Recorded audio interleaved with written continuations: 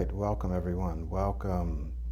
This is Michael Williams, and we are getting started today. I'm just setting up my desktop here because I just have a few slides, which I usually don't like to do, but we are going to have a couple of slides for you today. So let's go ahead and get started. Welcome, and if you're watching this live, wonderful. If you are watching the recording of this, wonderful. I'm going to try to create an audio version of this for you to download. I'm not going to tell you when I'll do that, but I will try to do that. But you can download the video version on my live stream page. I hope also that you've been following me on Periscope. Been doing little daily broadcasts there. But what we're going to do is reserve live stream for that more in-depth training for a few reasons. Number one, the video quality is a little better here on live stream. It allows me to do some things, and it automatically saves the videos permanently unless I decide to delete them. And all you have to do is click a link. You don't really have to have an app to watch this training here. So why don't we go ahead and get started. Today we're going to be talking about what? How to prevent from freezing up. How to prevent from freezing up. So let's take a look at just a couple of slides here. We're going to look at how to prevent from freezing up. Now, the title of this entire course is How to Conquer Your Fear of Public Speaking and Captivate Your Audience with Confidence. This is going to be a multi-week series. So let's jump in and get to this thing here. How can you prevent yourself from freezing up during a presentation? But I think the first thing that we need to do is look at why do people freeze up? And there's lots of reasons, right? There's lots of reasons why people freeze up. Let's look at a few of them. The main reason that I want to share with you is that the person has allowed themselves to get out of the flow, right? So there's a certain flow when you and I are speaking. Now follow me here. When we're speaking, right? When we're speaking, we're not supposed to be, and more than likely we're not, thinking about every word that we're going to say, planning out every word. We're speaking naturally and fluently and smoothly most of the time. So I don't really think we're in a flow. Right? There's a rhythm to our speech. So what happens is when you begin to interfere with that flow, or when something interferes with that flow, then one of the results can be that the person freezes up or they go blank. Okay, so what are some things that causes us to kind of get out of that flow? Because when I'm speaking and when I'm presenting, if I allow myself to remain in the flow, then I can speak for a while and I don't have to really think about it and continue to say what I want to say. Once I divert my attention to other things, then I get out of that flow, and if I begin to become anxious about those other things, then I'm more likely to what? To freeze up. So let's talk about some of the things that can cause a person to freeze up. One of the things is when people become overly self-conscious. They start thinking about him or herself. They start thinking, how am I performing? How do I look? Right? I wonder if there's something on my face. I wonder if my collar is right. In fact, let me just check my collar. I wonder if I'm dressed right. So when they become overly self-conscious, thinking about every little thing that they're doing, how am I speaking? How am I looking? How am I standing and moving? You become overly self-conscious, which diverts your focus and your attention off of where it should be. Where should your attention be? It should be on, in part, your content and on connecting with and serving your audience with that content. What am I trying to communicate, and how can I make sure my audience gets it, right? You're going to hear me say this in every single session because that's the key, right? So what do I want to say, and how can I say it in such a way that it impacts, that it transforms the audience? Let me look at this audience. Who's out there, and how can my message transform them? How can I make sure it's clear? So when you divert your attention from that, you start thinking about yourself, then you're more likely to freeze up. What's another reason, physical reason that sometimes people freeze up? Another reason it's not enough air, right? People begin to hyperventilate. So often when a person has to speak in public, they can become anxious or nervous. I become a little nervous, right? So when you have to speak in public, if you become nervous, often your breathing will become more shallow, shorter. And when this happens, you're not taking in enough air, you're not getting enough oxygen to your brain. And when that happens, your thinking gets cloudy and you could just freeze up, right? So not enough air, believe it or not. Too stiff. Sometimes when people are anxious or nervous, right, this is actually a physiological defense where a person gets very tight, freeze, right, bracing to attack or to run, okay? Breathing gets short, all right? And these are defensive mechanisms that have come down from our ancestors for when we were about to be attacked or when we were in some kind of physical danger, or if you're about to get run over by a car, all of a sudden your body stiffens, oxygen, your breathing shortens, and you get ready to spring into action, right? There's no thinking in that frontal cortex where you're analyzing, well, I wonder, should I move out of the way or not? No, it's like, we got to go right now. We got to do this thing now. So your body springs into action. Well, these are the same kinds of mechanisms that are often triggered when it comes to public speaking. It shouldn't, but it does happen to people. So when a person becomes really stiff, then they are, in fact, freezing up, right? And they're compounding that by being stiff, by not moving their hands, not moving their face, not moving their head, not moving their body, okay? Becoming too stiff. Negative self-talk. So just, oh man, I hope I don't do this. I hope this doesn't happen. I wonder what, and I remember the last time. So a lot of negative self-talk can just get you into a frenzy and get your panties in a bunch, right? So negative self-talk can sabotage you and cause you to freeze up. Most of you probably know this already. Habit, let's talk about that for just a moment. When we're talking about habit, what are we saying? What we're saying is that if you've had bad experiences in the past, your brain remembers that. It's imprinted in your memory. There's an emotional response to that, emotional involvement in that situation, in that circumstance, and you remember that, right? It's imprinted for some people for the rest of their life. So what happens then is whenever you get in a similar situation, your brain looks for patterns as to how it needs to behave, how it needs to react and respond. When you and I get in the car to drive, right, because we've been driving for a while, your brain says, oh, we're in the car, we've done this before, this is what you're supposed to do with your hands, your arms, your feet, this is what you do. So then it automatically allows the habit center of our brain to kind of take over and perform those operations automatically. We've reached a level or a point of automaticity where something is automatic. The same thing happens in public speaking situations and any other situation, really. You go into a public speaking situation, your brain says, aha, this is what happened the last time we were in this kind of a situation. So this is how we're supposed to feel. This is how we're supposed to behave. And then boom, it automatically does that. Breathing gets shallow, freeze up, forget what you're going to say, get nervous, think about what happened the last time. The habit. It's a habit. It actually has become a habit. But that's good news, right? It's good news because if it's a habit, it means you can create a new one, right? All right, so habit's another one. Let's talk about the solution now, right? What are some things that you can do to prevent yourself from freezing up, okay? Let's just talk about a couple of things.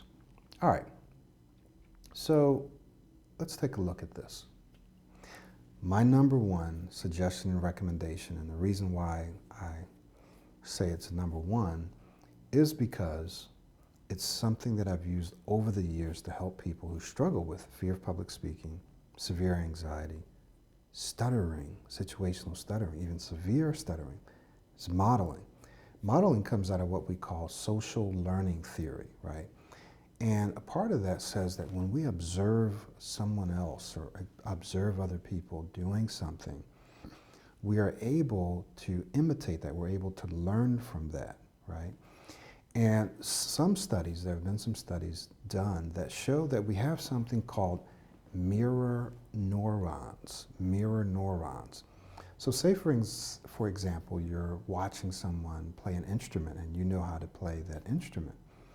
When you watch that person play the instrument, guess what happens? There are these neurons in the areas of your brain that manage you playing the instrument. There are these neurons there that begin to fire, right? As you observe someone else performing the same activity, the same behavior, those same neurons reflect what you're seeing. They begin to light up. And so when you study what someone else is doing, if you're familiar with it, right, if you have the neural network there, then those neurons light up, and by studying and watching someone else, you're actually able to improve your own performance. I've actually seen this happen. I've experienced it. I tinker around on the piano. I can't even play a song. I can play some chords and stuff. I like to play just Latin stuff. And I know that if I watch someone play the piano, for a short while, my piano playing gets a little better, right? Even though I'm not that great, not that good at all. If I practiced, I could be. But just by watching someone intensely or intensively, my piano playing actually gets better. So one of the solutions for public speaking is to find a model. Find someone that you like the way they speak and pretend, literally pretend as if you're them when you're speaking. Pretend as if you're them when you're practicing. And I want to share something with you. We get into this in detail in my full course, How to Conquer Your Fear of Public Speaking and Captivate Your Audience. We go into modeling, what it is, how it works, and how to do it. Modeling is one of the best ways and the fastest ways to overcome fear of public speaking. Why? Because you distract yourself from yourself. You're not yourself, right? You're someone else. You're pretending to be someone else. You don't have to do that forever, just long enough to create your own successful speaking experiences. This is not theory. It's something that I had done for years until I developed my own style to help me overcome stuttering. It's something I share with my clients. It absolutely works if you do it right. What's another solution? What's another solution? These are just a few. There are lots of them. Start slower than normal, right? You want to keep from freezing up, then you want to start slower than normal. Now, what do I mean by start slower than normal? Well, often when people get anxious, they go fast, right? They want to go over real fast, they want to hurry up and get it over with. How do I know this? Well, clients have told me they speak real fast because they want to get over with, or they're nervous, and so they start speeding up. That can cause you to freeze up. Or it can cause you to speak in a way that's unclear, and people will be like, what is the person talking about? And they'll see that you're nervous, you're anxious, and you're rushing. So what you want to do is, listen, you want to start slower than you feel comfortable, slower than normal. And I mean move slower, speak slower when you're first getting started. What this does is this gives your entire system a chance to relax and to kind of settle into the situation, right? So start slower, start everything slower, your speech, your movements, everything you do, start slower than normal. What's something else that you can do?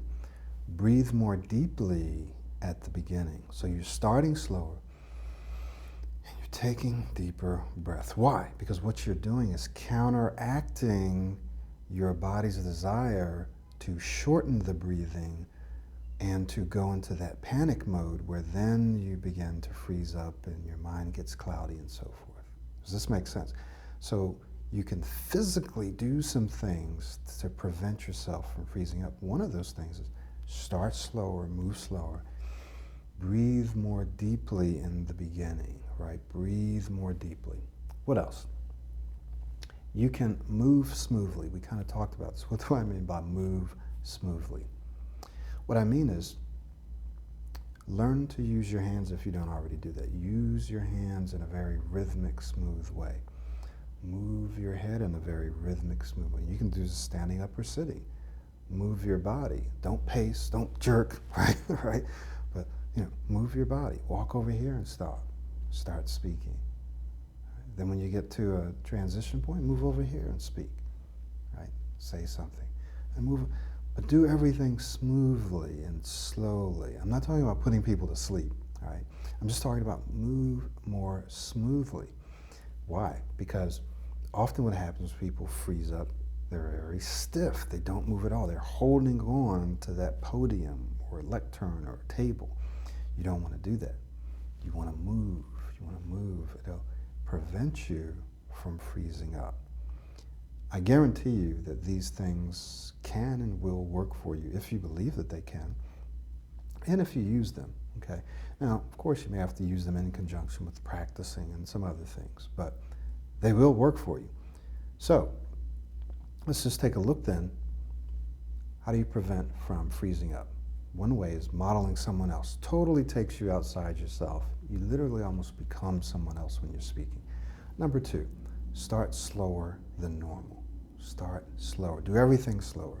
Number three, breathe more deeply, especially in the beginning. Okay, just keep you from hyperventilating, keep your breathing from becoming too short. Breathe. Breathe should be, there should be an E on that, so pardon the error there. 4, move smoothly. Move your body. Use your hands and move more smoothly. Okay? So I hope that this was helpful for you. I want to invite you. I'm going to leave a link here. We're going to continue to work through the various things that I put, the outline. We're going to work through those, giving you real strategies, real techniques that work that you can use immediately. This is stuff you can use today or tomorrow. I want to invite you to check out my course. It's called How to Conquer Your Fear of Public Speaking and Captivate Your Audience, right? Where we go into greater depth. There are videos, there are audio, there are some transcripts, written transcripts.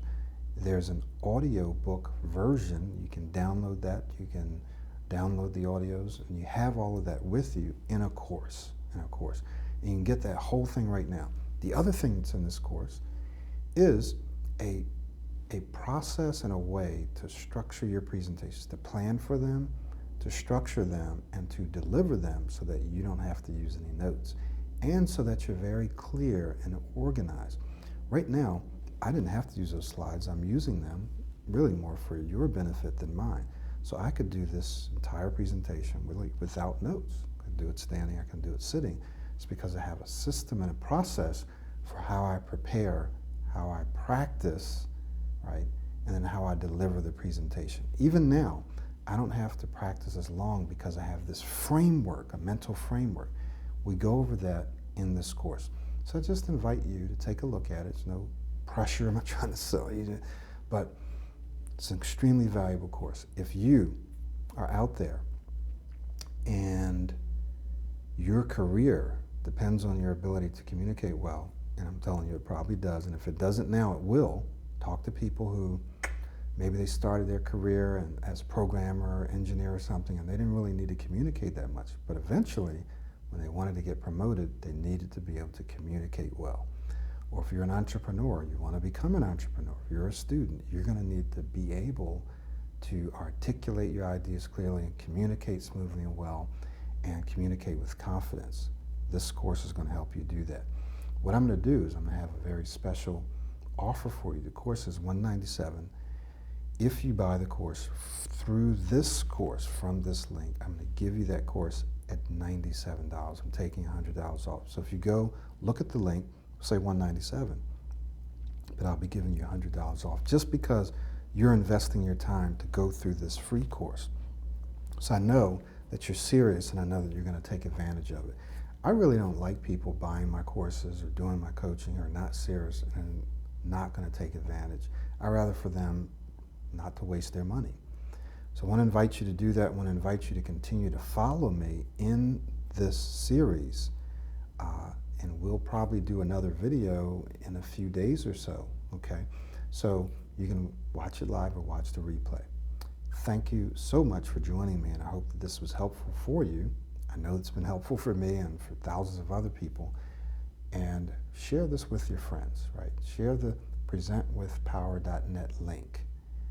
Share that link with people, and what that'll do is help people get them registered and direct them back to this site, okay? I look forward to seeing you in the next session.